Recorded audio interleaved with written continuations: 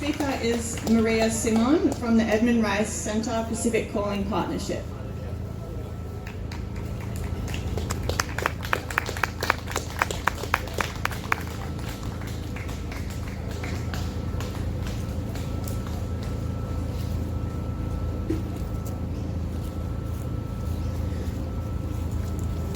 Kamna Melody, greetings to you all. I begin today by acknowledging the traditional custodians of the land on which we gather today and pay my respect to their elders, past and present. I extend that respect to Aboriginal and Torres Strait Islander peoples here today. My name is Maria Tiimon Chi-Fang. I'm from a very, very tiny island. It's called Kiribati in the Central Pacific, whose maximum height is 2 to 3 meters above sea level. I'm a climate advocate, less experienced in campaigning on war, militarism, and peace building. As a person from Kiribati, perhaps that's okay, because just like the climate emergency, our discussion of war AUKUS is formed in response to colonizing attitudes between peoples. The world's dominating powers just view my community, my people, my nation, my culture as expendable. As it is for the climate emergency, so too for war, militarism, and conflict. Again, the peoples and cultures of my region are just collateral damage to the greed and cultural narcissism of distant colonizing powers. It's not new. In 1943, we provided the battleground for conflict in the Second World War. The Battle of Tarawa, fought between Japan and the US, was one of the bloodiest battles of their Pacific War. Although our people did not create that war, many people were killed, injured, mistreated, traumatized, and displaced from their homes. With climate change, that again our people have not created.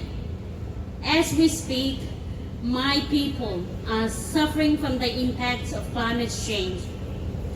Due to rising sea level and erosion, people's homes have been destroyed. Inundation is damaging food crops, and our groundwater is becoming brackish. Our ocean is also affected. The coral reefs are dying, our fish stocks are dwindling, and our fishermen are forced to spend more hours out in the ocean, in the sun, trying to catch fish for their families. Climate change in Kiribati is not just about the rising sea levels. Climate change is gradually destroying our culture, our livelihoods, our lands, and our identity. Climate change is real in Kiribati and is happening right now. The sea is rising, crops and water are affected, and eventually people will be forced to leave their islands. It is unjust that people of Kiribati are some of the lowest emitters of greenhouse gases in the world. Yet, the nation of Kiribati is one of the most affected and vulnerable countries to the effects of climate change in the world. Australia has a long relationship with Kiribati. To this day, Kiribati and Australia continue to have a reasonably close relationship, which is based on development projects. Kiribati often sees Australia as a big brother in the Pacific. We therefore hope that when Kiribati needs Australia like now, in regard to the issue of the negative impacts of climate change, the Australian government will do all it can to help. We ask that it will transition away from fossil fuels and fulfill its obligations under the 2015 Paris Accord. War and climate change demand a global leadership.